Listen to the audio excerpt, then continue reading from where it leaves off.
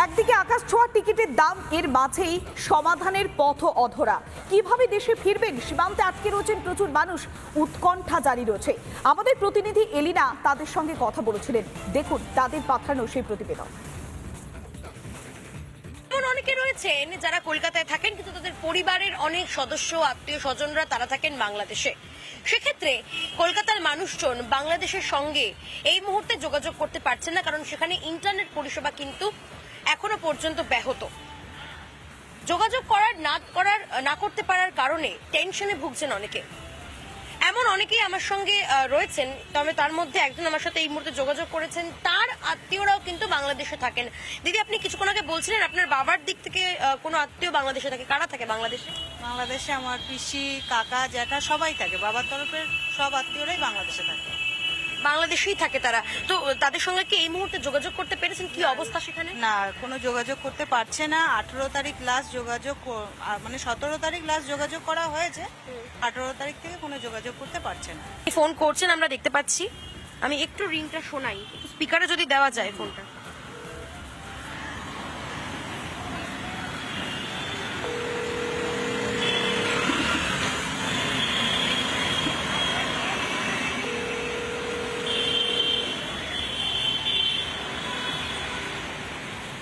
ফোনটা আমি একটু শোনাবো।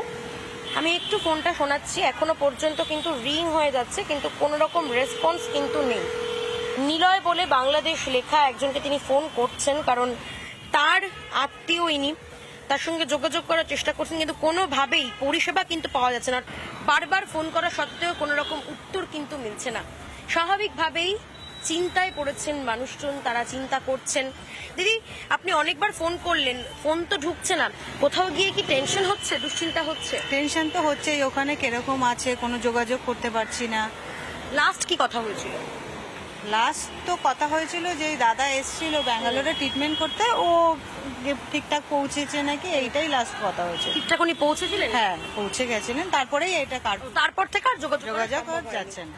স্বাভাবিকভাবেই দুশ্চিন্তা করছেন তিনি, ফোন বারবার করছেন, কিন্তু কোনোভাবেই ফোন পাওয়া যাচ্ছে না। নেটওয়ার্ক একেবারে চলে যাচ্ছে, পরিষেবা পাওয়া যাচ্ছে না। সবটা মিলে এই মুহূর্তে বাংলাদেশে যে অবস্থা, সেই কারণে এখানকার মানুষ যারা এই কলকাতায় বসে রয়েছেন, যারা এপার বাংলায় রয়েছেন, ওপার বাংলায় কি চলছে, সেখানে তাদের আত্মীয়রা সঠিকভাবে রয়েছেন কিনা, স্বাভাবিকভাবে রয়েছেন কিনা, একেবারে নিশ্চিন্তে রয়েছেন কিনা, সেই টেনশনেই কিন্তু তাদের একেবারে মাথা খারাপ হয়ে যাওয়ার জোগাড় হয়েছে। প্রত্যেকেই চাইছেন যাতে বাংলাদেশ আবারও শান্ত হয়ে যায়, আবারও স্বাভাবিক পরিস্থিতিতে ফিরে আসে। ক্যামেরায় রজনীকান্ত বেরার সঙ্গে লীনা ভট্টাচার্যের রিপোর্ট, রিপাবলিক বাংলা, কলকাতা।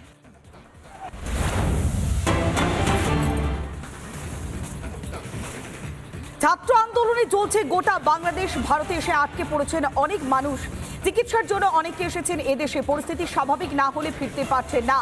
ভারতে এসেই আটকে পড়েছেন বহু বাংলাদেশি। আমরা জানি যে প্রত্যেকটা দিন বাংলাদেশ থেকে প্রচুর মানুষ কলকাতায় আসেন, বিভিন্ন রাজ্যে আসেন চিকিৎসা করানোর জন্য। তারা এসে আটকে পড়েছেন, কেননা যেভাবে অগ্নিগর্ভ পরিস্থিতি তৈরি হয়েছে গোটা বাংলাদেশ জুড়ে, এখনো পর্যন্ত শান্ত হচ্ছে না, এখনো পর্যন্ত স্বাভাবিক ছন্দে ফিরছে না বাংলাদেশ। তাই পরিস্থিতি স্বাভাবিক না হলে তারা ফিরতে পারছে না। চিকিৎসার জন্য অনেকে এদেশে আটকে পড়েছেন। রীতিমতো উদ্বেগ উৎকণ্ঠার মধ্যে রয়েছেন চিকিৎসা করাতে আসা সেই সমস্ত মানুষেরা। দেখুন আমাদের প্রতিনিধি সৈকতের পাঠানো সেই প্রতিবেদন।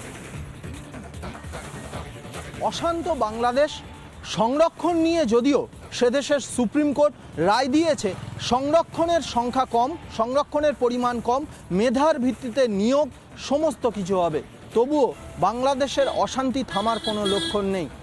বাংলাদেশ থেকে বিভিন্ন কারণে, ব্যবসায়িক কারণে বা মূলত চিকিৎসার কারণে এপার বাংলা, বিশেষত কলকাতায় যারা আসছেন, তারা বেশ কিছুদিন করে এখানে স্টে করছেন। যারা এখানে স্টে করে যাচ্ছেন তারা পরিস্থিতি বুঝে আবার ফের নিজ দেশে ফেরার চেষ্টা করছেন বা ফিরবেন বলে জানাচ্ছেন। আয়ো সন্তুষ্ট, বাট ওখানে তো উল্লেখ করা ছিল আবার সরকার যে কোনো মুহূর্তে পরিবর্তন করতে পারবে। এটা তো ছাত্ররা মানবে না, কারণ যেটা যে কোনো সময় চেঞ্জ হইতে পারবে, ওই রায় তো ছাত্রপক্ষ কখনোই মানবে না। আসলে আমাদের জনমানব জীবন কীভাবে নির্ভর করতেছে ওইদিকে, সব কিছুর উপরেই এই পরিবেশটা আমাদের নির্ভর করবে। মানে আরও আমাদের 2 দিন সময় আছে ডাক্তার দেখা, দেন আমরা চিন্তা ভাবনা করবো, পরিবেশ ভালো হলে যাওয়ার চেষ্টা করবো আর কি। আমাদের ওই সাইডে গাড়ি ঘোড়া না খুললে তো আমরা যেতে পারবো না। ওই সাইডে গাড়ি ঘোড়া খুললে আমরা এই যে দেখেন 3টা দিন 4টা দিন ধরে আমরা আসছি, একটা বার বাড়ির সঙ্গে যোগাযোগ করতে পারছি না। আমরা যে কী টেনশনে আছি বেড়ান তো আমাদের গোল্লাই গেছে গা। তবে যেটাই হোক আমরা আমাদের দেশ, আমাদের প্রিয় দেশ, অশান্তি চাই না দাদা। মুক্তিযুদ্ধ তারা গল্প শুনেছেন, কিন্তু নতুন করে কোনো মুক্তিযুদ্ধ বা নতুন করে কোনো যুদ্ধ চাইছেন না বাংলাদেশের বাসিন্দারা। তাই সমস্ত ধরনের নেতা, রাজনৈতিক নেতাদের কাছে তারা অ্যাপিল করছেন যে পরিস্থিতি স্বাভাবিক থাক, পরিস্থিতি শান্ত থাক, যাতে ওপার বাংলা থেকে এপার বাংলায় যে সকল মানুষরা আসছেন চিকিৎসার জন্য, ব্যবসার জন্য বা পর্যটনের জন্য, তারা নির্দ্বিধায় বা অবিলম্বে বা স্বাভাবিকভাবেই তারা আবার ফিরে যেতে পারেন, স্বাভাবিক জীবনযাপন ফিরে আসুক শীঘ্রই চাইছেন বাংলাদেশি বাসিন্দারা যারা ওপার বাংলা থেকে এপারে এসেছেন। ভিডিও জার্নালিস্ট পিনাকি নন্দীর সঙ্গে সৈকত, রিপাবলিক বাংলা, কলকাতা। আনন্দপুর থেকে গ্রেফতার 4 জন বাংলাদেশি পরিচয়পত্র ছাড়াই ভারতে প্রবেশ করেছিল তারা। কলকাতায় নরেন্দ্রপুরে বাড়ি ভাড়া নিয়েছিল। নরেন্দ্রপুর থানা থেকে খবর পেয়ে আনন্দপুর থানা সেখানে যায়। ধৃত 4 জন বাংলাদেশিকে আলিপুর আদালতে পেশ করা হয়। কিভাবে ভারতে প্রবেশ করলো 4 জন বাংলাদেশি? বাংলায় নাশকতার পরিকল্পনা কি ছিল ধৃতদের? এমনটাই অনুমান করছে পুলিশ। ধৃতদের থেকে বাজেয়াপ্ত করা হয়েছে একটি গাড়ি। কলকাতা নরেন্দ্রপুর একটি বাড়ি ভাড়া নিয়েছিল। নরেন্দ্রপুর থানা থেকে খবর নেয় আনন্দপুর থানা। আমরা আরো বিস্তারিত জানবো, আমাদের প্রতিনিধি ঐন্দ্রিলা রয়েছে আমাদের সঙ্গে। ঐন্দ্রিলা, ঠিক কি উদ্দেশ্যে 4 জন বাংলাদেশি এখানে প্রবেশ করেছিল? প্রাথমিক তদন্তের পর পুলিশ কি জানাচ্ছে? ঐন্দ্রিলা।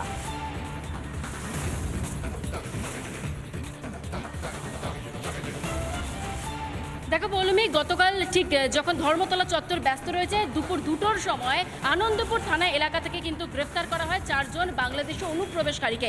ইতিমধ্যে ধৃতদের আজকে আলিপুর কোর্টে পেশ করা হয়েছে এবং আনন্দপুর থানার তরফে শতপ্রণোদিত মামলাও দায়ের করা হয়েছে। এবং গতকাল ধৃতদেরকে যেখান থেকে গ্রেফতার করা হয়েছে ঠিক মুকুন্দপুরের সামনে একটি মার্বেল কারখানা, সেখান থেকে তাদেরকে গ্রেফতার করা হয় এবং তাদের সঙ্গে যে গাড়িটি ইতিমধ্যে বাজেয়াপ্ত করেছে আনন্দপুর থানার পুলিশ, আমি এই মুহূর্তে সেই গাড়ির সামনে দাঁড়িয়ে রয়েছি। এই হচ্ছে ব্ল্যাক কালারের সেই 4 চাকা গাড়িটি। আমি একটু নাম্বারটা দেখানোর চেষ্টা করব।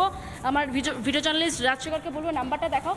WB20H889। আমি আরেকবার দেখাবো, WB20H889। এই কালো রঙের 4 চাকা গাড়িতে করেই কিন্তু গতকাল 4 জন ধৃত তারা কিন্তু গেছিল একটি গ্যারেজের উদ্দেশ্যে, এমনটা কিন্তু সূত্র মারফত জানা যাচ্ছে। আমি ভিতরের ছবিটা একটু দেখাতে বলবো রাজশেখরকে। এখনো পর্যন্ত গাড়ির ভিতরে বেশ কিছু জামা কাপড় রয়েছে, শার্ট দেখতে পাচ্ছি, ভিতরে জিন্সের প্যান্ট দেখতে পাচ্ছি,